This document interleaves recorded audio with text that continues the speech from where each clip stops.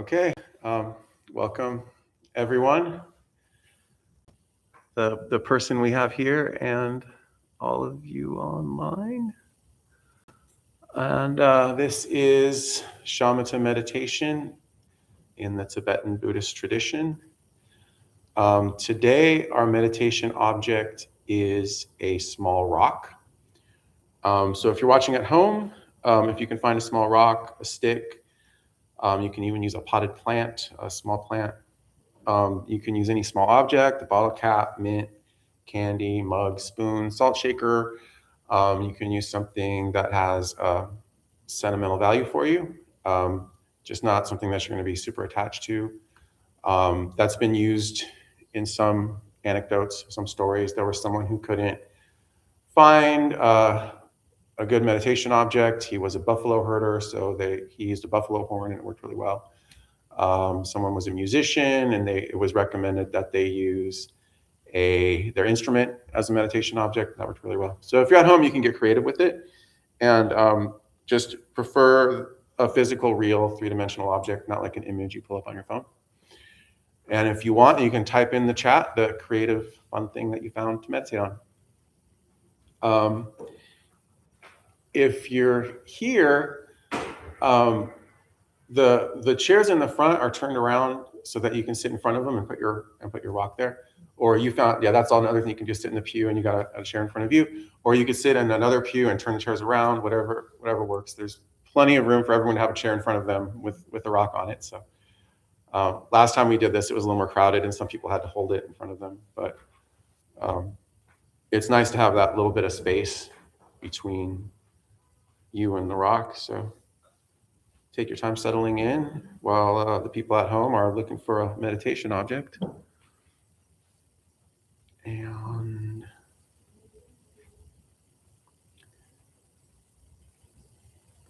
is anyone here at this temple for the first time?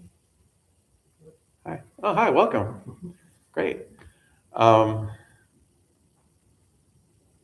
Thank you for coming on this calm, quiet week before Christmas. Christmas is in 1 week. I hope you guys all have done your Christmas shopping. Okay, so the definition of shamatha, which we'll be doing tonight, the definition is the intention to maintain the focus of your mental attention on a designated object, where object is pretty flexible. It can be, a big space. It could be something very specific. Today, we're doing a rock, which is a very nice, specific object. So the steps for shamatha meditation, step one, you designate an object of meditation ahead of time. You don't just pick whatever distracts you as you're going along. So if you're meditating on the rock and a baby starts crying, you don't say, I'm going to meditate on the baby crying, because it's easier or maybe harder. But so we picked our object. Then when we get started, you're going to place your full attention on that object. So that's called single pointed attention. It doesn't mean it's just like single point, but it just means all of your attention is on the one object. You almost definitely will be distracted, where you start thinking about something else. You totally forget you're even meditating. When that happens, that's actually part of the practice. Getting distracted is as normal as when you're lifting weights that they have to go up and down. The key is, what you're working on is when you get distracted, to notice as quickly as possible that you got distracted. And then when you notice that you've gotten distracted, you bring your attention gently back on the object, and the whole process repeats again. That's sort of like the repetition, and you build. The primary benefit is you build the muscle of your attention, and that's the one that's been studied the most scientifically. I was actually, a few days ago, I was listening to a webinar from Dr. Amishi Jha, and she studies attention in actively deployed military. And the whole thing is over deployment causes problems with attention. So people who were doing a shamatha style meditation for 4 times a week, 12 minutes a day for just 4 weeks showed experimentally measurable increases in their attention. So I actually found that very encouraging, that it didn't take more than, I feel like as busy as we all are, most of us could probably squeeze out 12 minutes a day, 4 days a week. That's 48 minutes a week for 4 weeks. and notice according to the study, notice an improvement in their attention, especially over long tasks. The types of situations where you want attention, and you want your capability of attention and you don't have it and it's dropping off, you would see improvements there. But from a Buddhist perspective, shamatha is not just about training attention. So if it was, it would in some ways just be an easier substitute for like coffee or Ritalin. But it's a little more, the benefits go a little more deeper than that. An analogy I'm going to use for this is say that you needed to view the night sky, where the constellations are, where the stars are, where the planets are, where the moon is. Maybe you're a navigator, maybe you're trying to track the seasons, maybe you're an astrologer. But just like we see reality through the filter of our minds, suppose that the only way you could see the sky was to look at a body of water and see the sky reflected.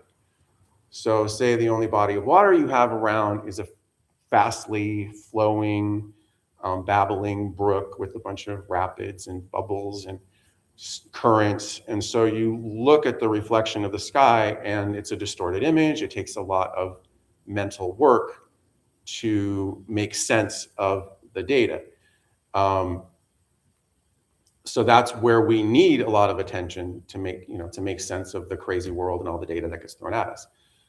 The idea, though, is that with long-term practice of shamatha, not the short-term study that I brought up earlier, it's not just that you have better attention and better energy to process that chaotic stream of data.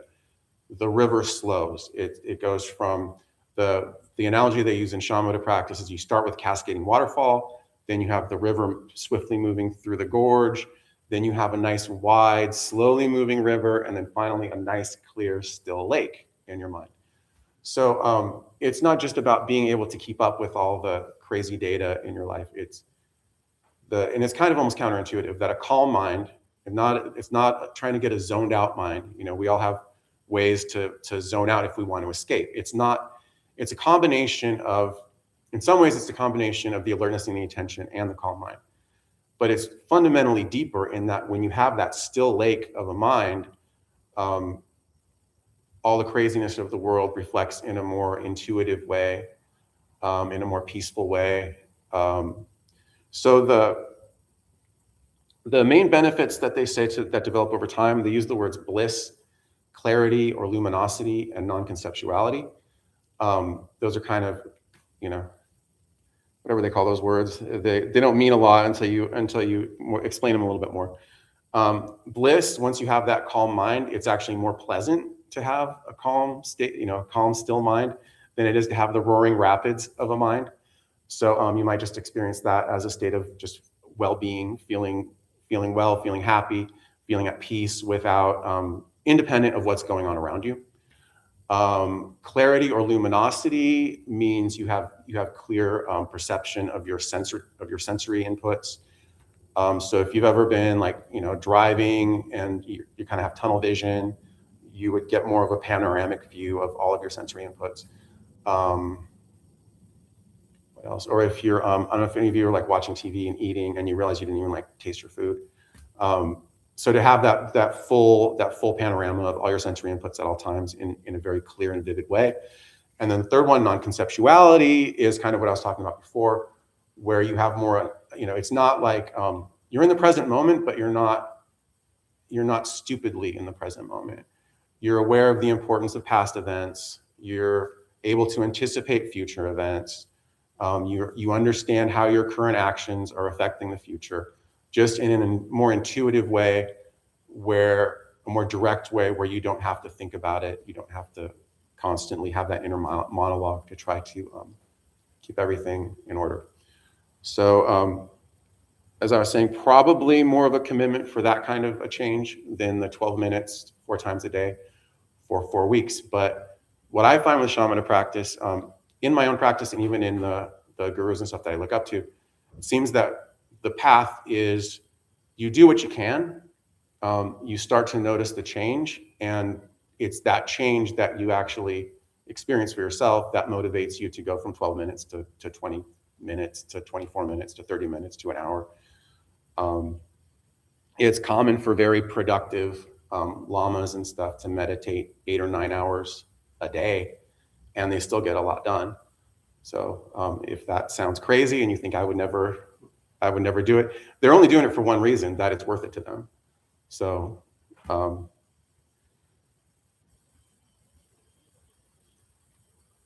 there any questions on any of that? Okay, so that was kind of my little intro.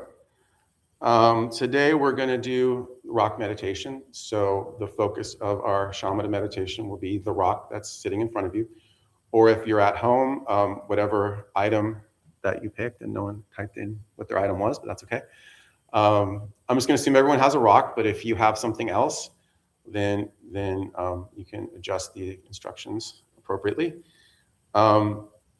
So what I'm going to do is we're going to do this in 3 stages to kind of ease into our full concentration on the rock. Rather than explain it ahead of time, I'm going to guide you guys through it. Probably moving through the stages faster than you're ready, but I want you guys to be able to go through it with me. And then when we've gone through the 3 stages, you can drop back to stage 1, you can stay at stage 3, you can drop back to stage 2, and you can go through them at your own pace. So let's get into meditation posture. The key here is you want a posture that's alert, relaxed, and stable. You guys are all sitting, so either your feet flat on the ground, or if that puts your knees up too high, you can bend your feet back a little bit. You can cross your feet. I've heard some lamas recommend crossing your feet. You can see how that feels for you. Really, the goal of your leg posture is to have a straight spine. And by straight spine, that's lower torso, straight spine coming straight up out of your pelvis. Then there's more points of meditation posture that I would normally go through. But since you have to kind of, because normally you'd be more like this, but you're gonna maybe want to slouch forward just a little bit more, and because you have to get a kind of a angled gaze. I would recommend trying to look at the rock so it's more or less straight out of your head, and you're not like way up here and glancing down. So if you need to lean forward a little bit and slouch forward a little bit to get a nice angle on your rock, that's totally fine. So grab one of these. Okay, so everyone, I assume, is ready to go. Are you good back there, Riley? You got your rock, and since you don't have a chair in front of you, when you're sitting up, sometimes you can just put your hands forward, and I can't see what you're doing with your hands. So you might already be doing it, but just like your hands on your knees. The more distance you have between you and the rock, the easier it is, because you don't want to be like that. It'll crank your neck. Probably not. You probably won't, hurt your neck in the amount of time that we're doing this, but I want you guys to be as comfortable as possible. So here we go.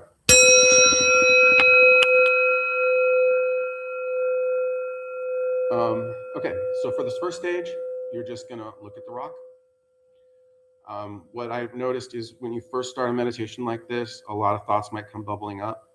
So the goal right now is just to look at the rock.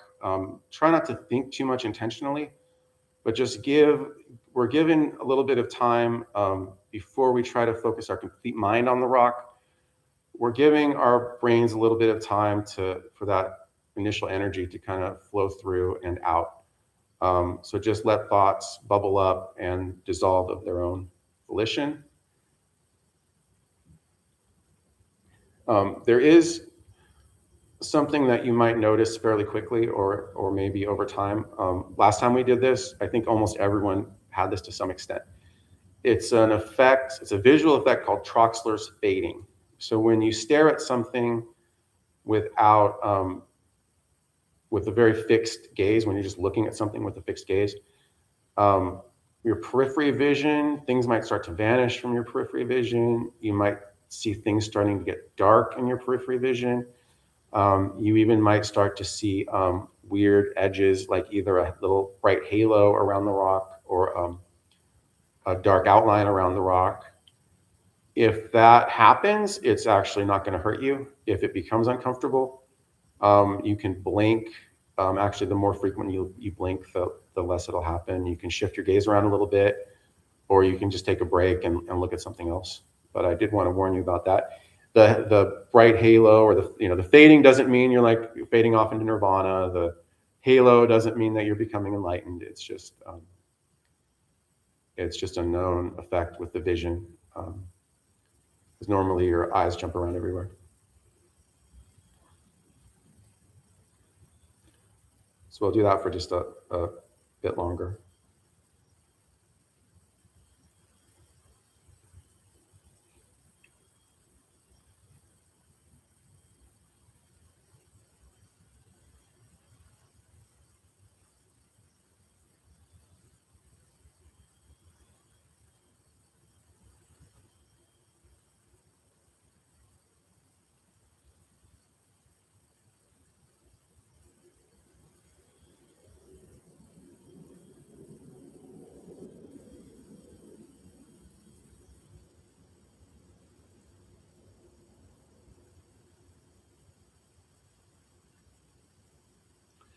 Now for the next phase, phase 2, once your mind has settled down a little bit, and some of that initial energy is through you, we're actually going to start internally repeating the word. Of course, if you're looking at a rock, it's rock, rock, rock, rock.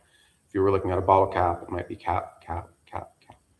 But by repeating in your head silently, rock, rock, rock, rock, you're stabilizing your thoughts to that, versus random thoughts coming up.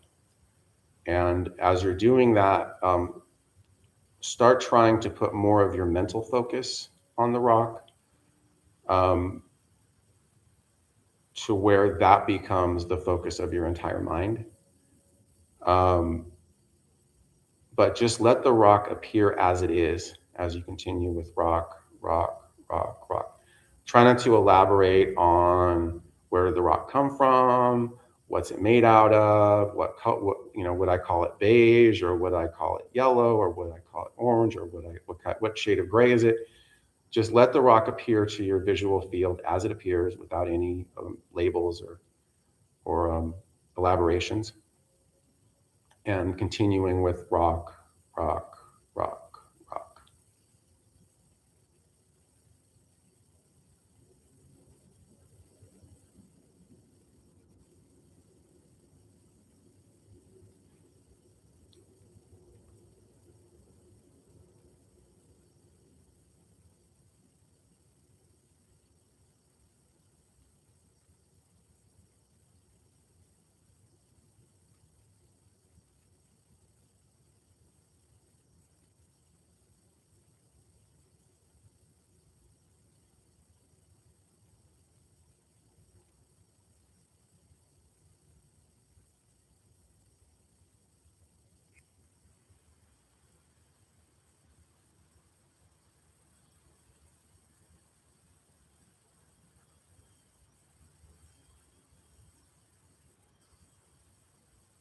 And then the third and final phase, when you feel like you have some stability in that. And again, if you ever find yourself totally distracted, which should happen quite a bit, or if you find that your eyes are pointed at the rock, but you're not really, your mind is off, a million miles away, just gently return your focus of your attention back to the rock. But the third stage, when you finally feel like you have some stability, then you drop the internal recitation, because that's actually taking some of your attention away. When you're saying rock, rock, rock, you drop that and try to move your entire mind, to focus your entire mind on the rock, like almost like you're, taking your mind out of your head and moving it into the location of the rock. Like the rock is the only thing in the world. And I know that's probably maybe tricky, but just do the best you can. A couple bits of advice though, you want to find a good balance between effort and relaxation. So you're not trying to like move the rock with your mind. Don't bear down with like a ton of mental effort. But by the same token, you do want your mental attention, not just your visual attention on the rock. So a good way I like to describe that and practice that is pretend or imagine that you suspect that the rock is like a beetle, um, and that it's at any minute, it's a beetle disguised as a rock. At any minute, it might flap its little wing or move a little antenna, and you're watching so closely that any tiny little movement of that rock you would notice. Um, I was using a rock a couple days ago, and it kind of looked like a little snake head. So I was also doing watching it as though I expected a little forked tongue to jab out and back in. But something like that might help you, really focus your mind on the rock very closely, but without too much exertion. So we'll try that for just a little bit longer, and then I'll set you guys free with whatever phase you want to start with.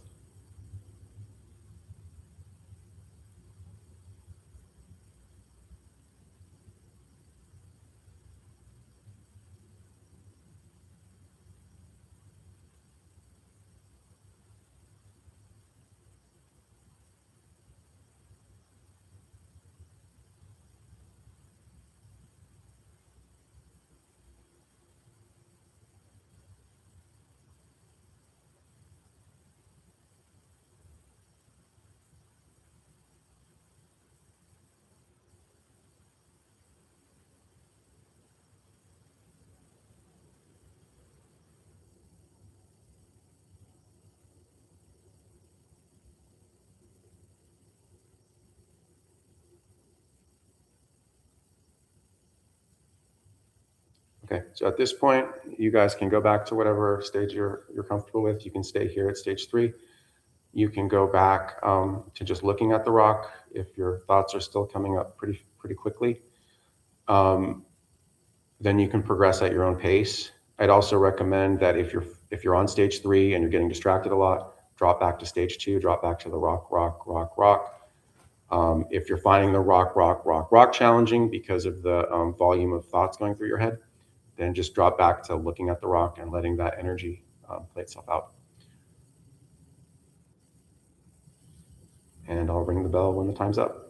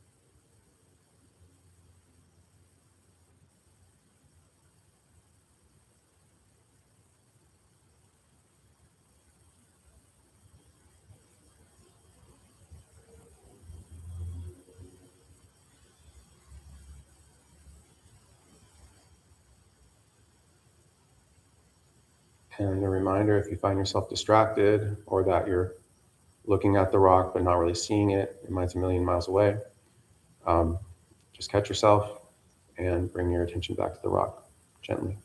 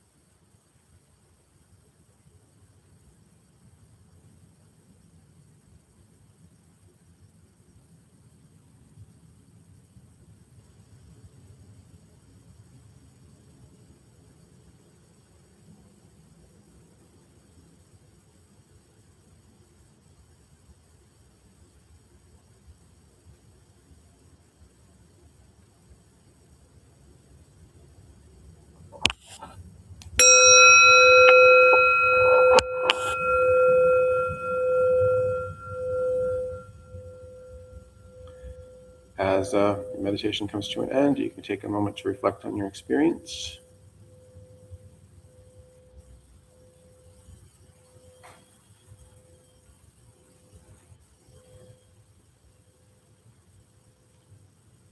So, how did that go for everyone?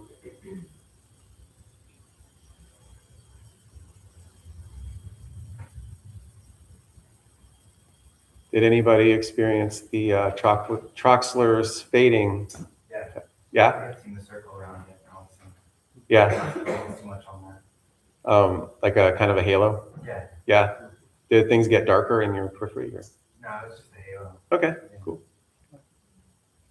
How did the meditation go? It went great. A lot of things came up, but I was able to kind of get myself back into it.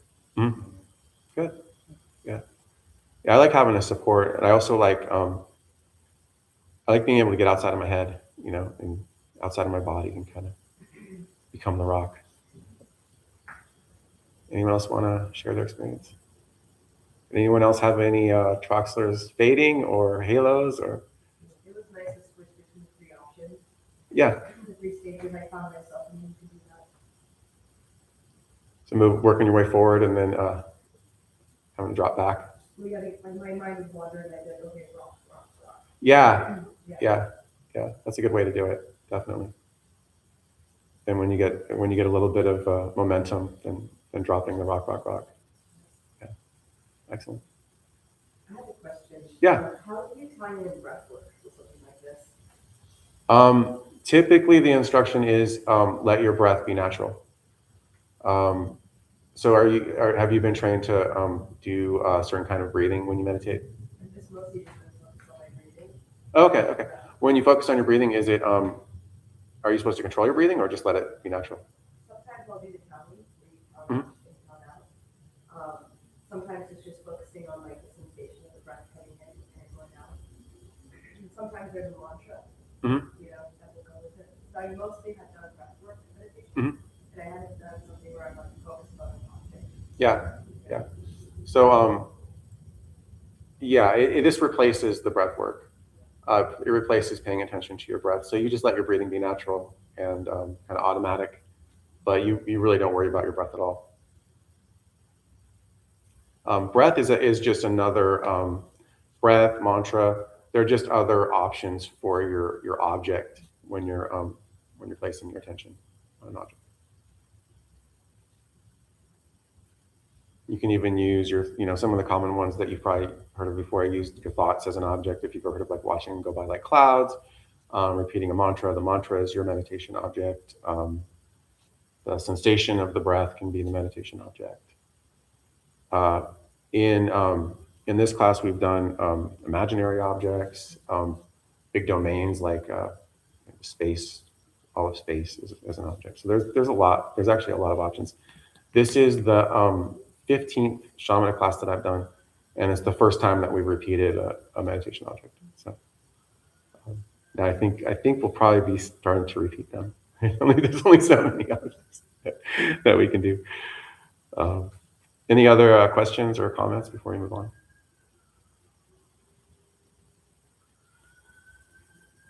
Okay.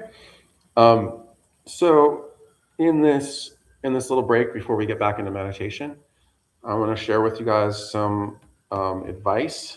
So, like your physical posture, your mental posture should be alert, relaxed, and stable. So one thing I like is that the adjectives that describe your physical posture also apply to your mental posture. But you want to carefully balance effort and relaxation. In fact, in the more advanced levels of shamatha, you get into this really, really refined, you have too much energy, you don't have enough energy, there's too much laxity, and getting down to a very subtle level of trying to get just the right amount of focus. But in the early stages of shamatha, the metaphors that they use is that there's restlessness and agitation. That's what causes you to get totally distracted. And that's the most common thing that people experience. That's signified by a monkey, an agitated monkey. And then there's the other thing that happens is laxity and dullness. That's maybe you're getting sleepy. Maybe you're just zoned out and you're kind of in somewhere in between sleep and awake. But you're not distracted, but you're also not really there. That said to be more common in the later stages of shamatha. But if you're tired when you enter into meditation, it's gonna be right there. If you're meditating for longer periods, because another part of laxity is boredom, where you're just like, oh my gosh, I'm so sick of doing this. I don't want to do this anymore. Boredom is just an appearance. It's not, it's not a real fixed thing. This is just that elephant dropping down and not wanting to move. And another thing I've noticed is because I do get the troxlers fading. I actually wasn't sure if any of you guys got that. It's interesting because it was pretty common last time. But as things start to darken, it can almost get a hypnotic effect where you either want to sleep or you start getting zoned out. And I get to the point where I have to kind of fight to stay in the game and not. The actual rock will start to disappear for me after a certain period of time. So that's another good example of this elephant. So with the monkey, it's kind of counterintuitive because one of the mistakes people make is when they get distracted, they come back with a certain bit of maybe like, oh, I screwed up. I wasn't trying hard enough. I have to come back and try harder. You get mad at yourself. All of that gives the monkey more energy, makes him more upset. So the sort of analogy there, the metaphor is that you don't want to wrestle the monkey, you don't want to anger the monkey, you don't want to upset the monkey. You want to calm the monkey, pet the monkey. So that's why you want to bring your energy down. That's why we say gently return back to the rock, not slap yourself or not dig your fingernails into your hands and really really try harder. Realize that it's natural to get distracted and come back gently to the rock. One of the more elaborate techniques is to release, relax, and return. So if this is the kind of thing where you have to do it kind of intentionally at first and remember, what am I supposed to do? But over time, this becomes a very fluid motion. Release means, so for example, say I just had a road rage incident on the way over here. So I keep getting distracted by the road rage incident. And I'm so blindly continuing to pull my attention back that I don't even realize that I'm continuously being distracted by the same thing. So there's value in going, okay, this road rage incident is what distracted me. And then you make a mental effort to just let it go, put it on the shelf. I'm going to deal with that later. Or maybe, it's plans what you're going to have for dinner or something. Even this last meditation, I was kind of starting to think about what I'm going to do after I'm done here. So you just go, instead of being blind to that's pulling you, you kind of look at it, give it a moment, and say, okay, that's not appropriate now. I'm gonna think about that later. There'll be plenty of time to figure that out when this is over. And then, so that's the release. Then the relax we already talked about. You come back with a relaxed sense of energy. You kind of just no big deal. I got distracted. We're gonna do this again. We're gonna get distracted again. But take your energy down, and then return, of course, is when you gently return back to the rock. So again, that doesn't have to be this 5-second process. It might be at first, but at a certain point, it's just, oh, goodbye, and then gently back to the rock. So any questions on that approach? And then, so that's probably the one you guys should keep in mind for now. If you found yourselves being distracted, I'm going to go over what you do for the elephant.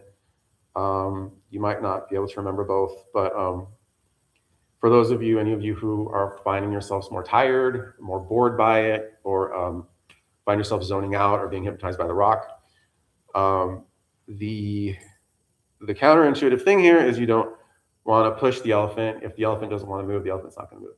So you want to rally the elephant. You want to revive the elephant. And the analogy I like here, and I don't know a lot about like actual boxing, but I've watched the Rocky movies, and I know that in between the rounds, they go, they're fighting and they get super tired, and then they go back to their corner and they have a nice little rest and they get a little pep talk, and their coach tells them, go get him, go get him, go get him. So that's kind of the visual, but it's 3 R's for this one too: rest, refresh, and return. So even if you're falling asleep or zoning out, give yourself a little break. It's perfectly okay in the middle of the meditation to shake your head around, blink your eyes a little bit, and just kind of wake yourself up for because some meditations are eyes closed, so that's hard if you're fighting sleep. So you can open up your eyes, look around, or if the Troxler's effect is making everything fade to black, blink your eyes, look around, get everything to come back. That's the rest part. Refresh. And a lot of times in these meditations, we'll go over our motivation before we get started. But it's good to remember why you're here, why you're doing it. You're not just going through the motions. This isn't a waste of your time. You're here for a reason. And kind of give yourself that pep talk of I'm gonna come back to this. This isn't, I'm not gonna fall asleep. I'm not gonna zone out. I'm gonna put the effort in. And then you return to your meditation object with renewed energy and enthusiasm for the meditation task. So I thought that might be good to share with you guys before we go into our final round of meditation. We'll probably do another 10 to 15 minutes on the rock. So last chance for questions or comments before we go back into meditation. Okay. Get back into your meditation posture. There's a tendency over time that I know I do naturally. Meditation posture starts to fall apart. Even though today we're just really doing lower body. So make sure your spine is straight, and that should be about it. And here we go.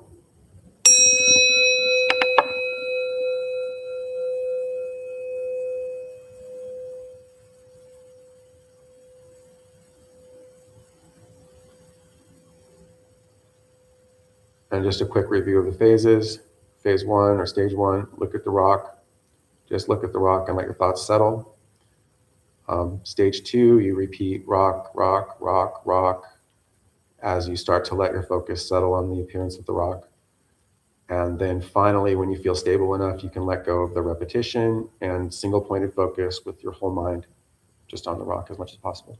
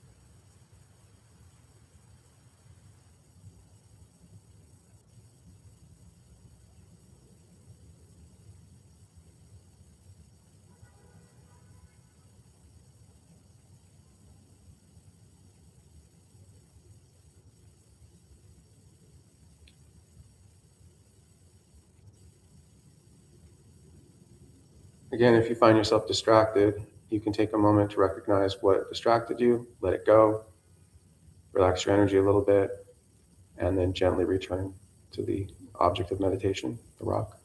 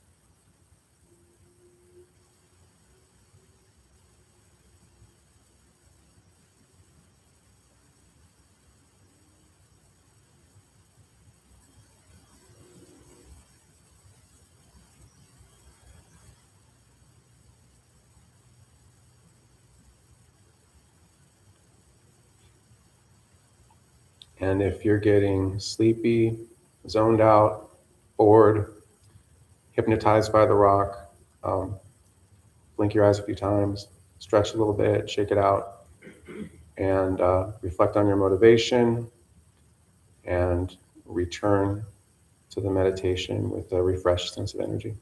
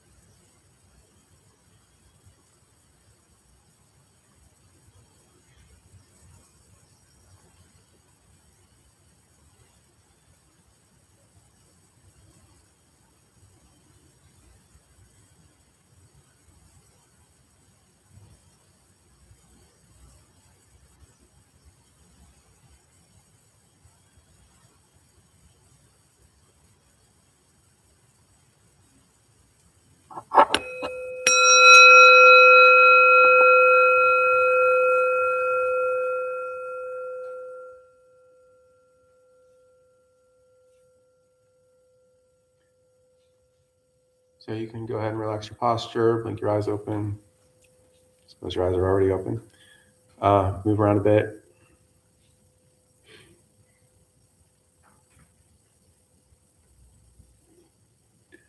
Just for reference, that was 12 minutes. So back to the beginning of the talk, that's what you would have to do 4 times a week for 4 weeks to see an actual improvement in your attention.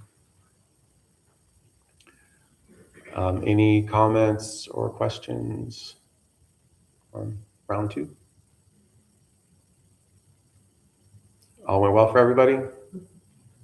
Anybody find themselves particularly bored, distracted? Cool things happen with their visual field? I definitely felt like mine started to levitate a little bit in my perspective with it. Cool. I just think it's a really cool exercise because you have something you notice that you're having to wander away from. Yeah, I see what you mean. I see what you mean. Yeah, because that's one of the key things is noticing that you've been distracted. Yeah, I find myself distracted less with something like this than with the breath. Focusing on the breath is obviously a staple. It's huge in all kinds of meditation. Personally, though, I find myself distracted the most, I think, with breath meditation, which doesn't mean it's bad. That actually could be a good thing. But in the I obviously haven't looked at every Tibetan book on shaman and meditation, but it's I can't think of an exception. They always start with this rock or a stick, and it's so Tibetan to me because it's not like in Theravada. They have these kind of ornate kasinas that they have to build and paint, and you just grab a rock or a stick and throw it in front of you and get going. So you guys can bring these home and practice at home. We alternate this class with Tonglen meditation. So I assume that next week, Christmas night, will be Tonglen. But in 2 weeks, if you guys want to come back, it will be New Year's Day, the night of, not New Year's Eve, but the day of New Year's night. And you can bring your rocks back because the next thing that we're going to be doing, either with rocks or with these statues, is same meditation as this time, but trying to memorize the object so that you can actually see it in your imagination. And then that moving in the direction of purely imaginary meditation objects. So if that's something that interests you, if you want to use your rock, so I'm just letting you know in advance so you can bring your rocks back if you want. Otherwise, I'll give you guys one last chance for questions or comments. And we're going to do a quick transfer of merit, and then I'll bring up our host for some announcements, and then you guys can all get back to your busy holiday season stuff. So if you can join palms if you like. May any merit gained from this practice benefit all the living beings without exception, including anyone we might be finding difficult over the holiday season. And Riley can come up now with some quick announcements.